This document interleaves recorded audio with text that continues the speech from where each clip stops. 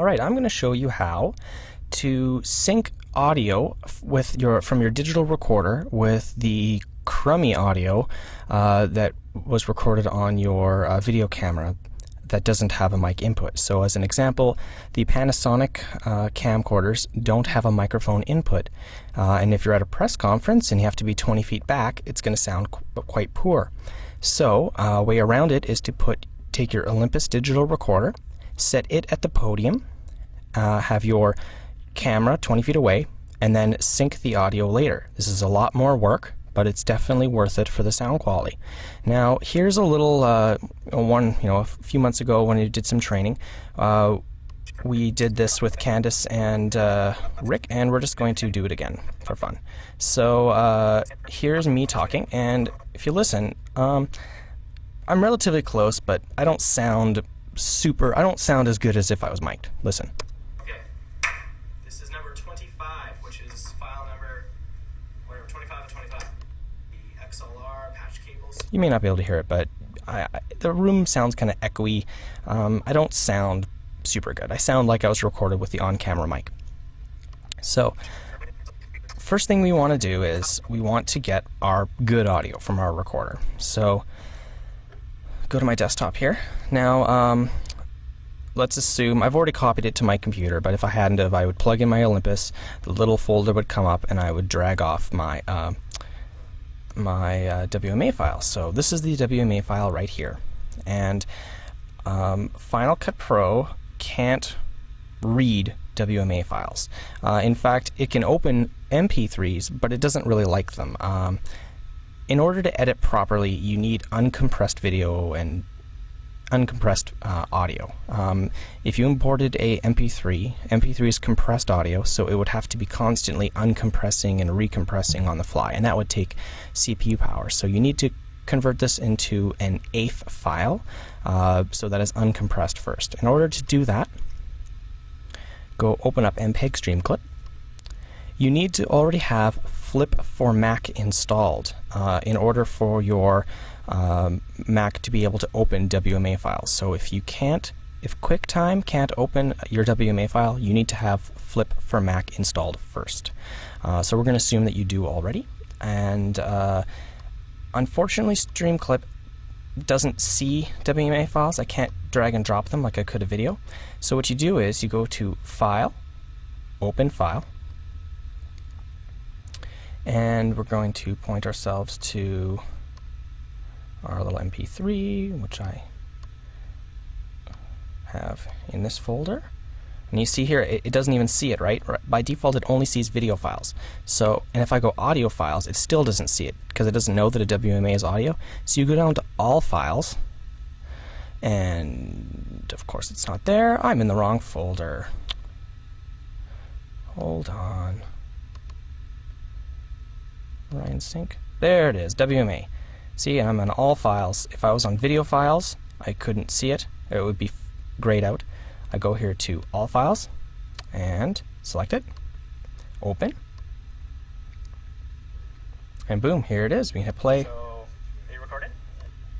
So, now we need to convert this. We go File, Export Audio. The default is an AIF. Stereo, auto, that's fine. Just use the defaults. You want an AIF file. Hit OK. It will ask you, where do you want to save it? We want to save it in the same folder as all of our other files. Remember, in Final Cut, you have your Capture Scratch folder. That's for all your raw video. And then you have your project folder. That's where you save everything else. And for every video project, you create a new folder. So you see here in my FCP projects folder, I have a folder for every video that I've done.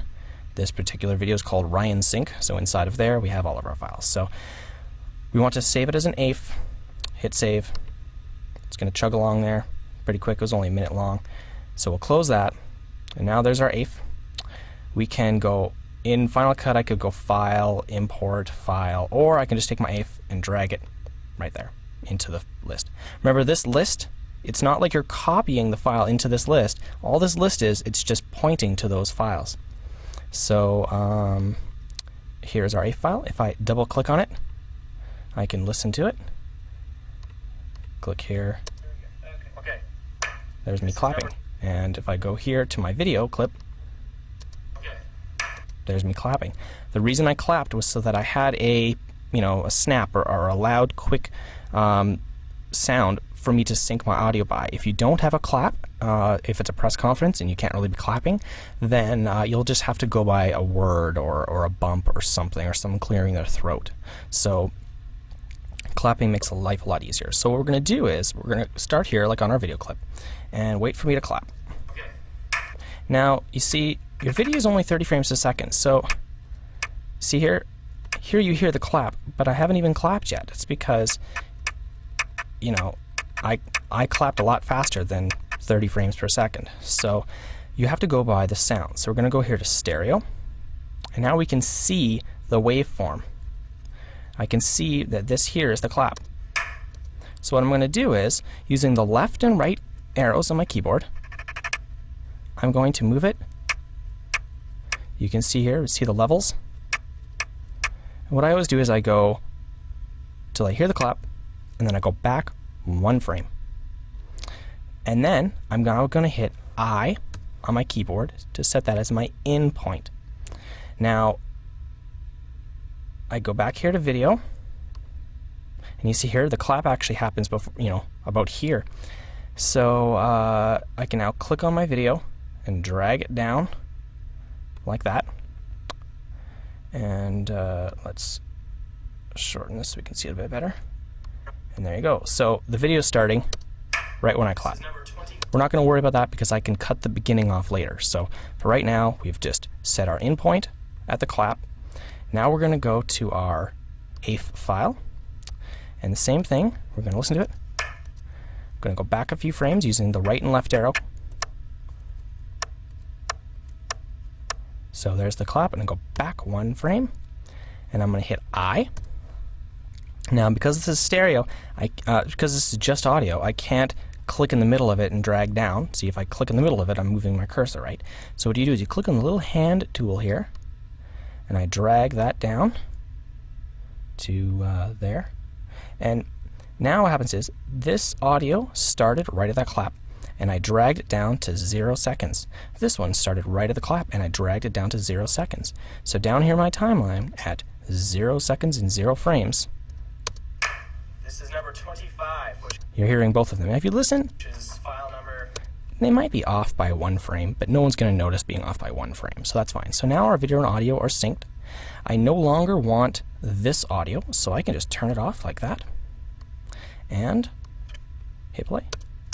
This is number 25, which is file number, 25 of 25.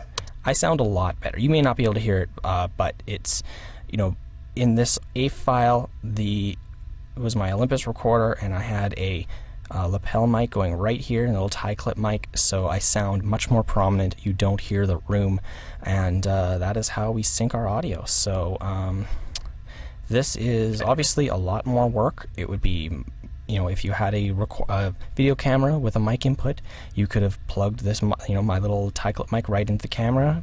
But you got to make do with the tools you have. So that is how you sync your audio. And now also, because you have to drag it the whole clip down and sync it, you kind of have to edit it differently too. You can't just be setting your ins and your outs and dragging them down like you normally would. Kind of what I would do if it's something simple is I would drag it down. I would use the blade tool, and then I would actually end up using that for cutting up my my videos. So it's kind of, it's much slower, but again, it's worth it because it sounds a lot better.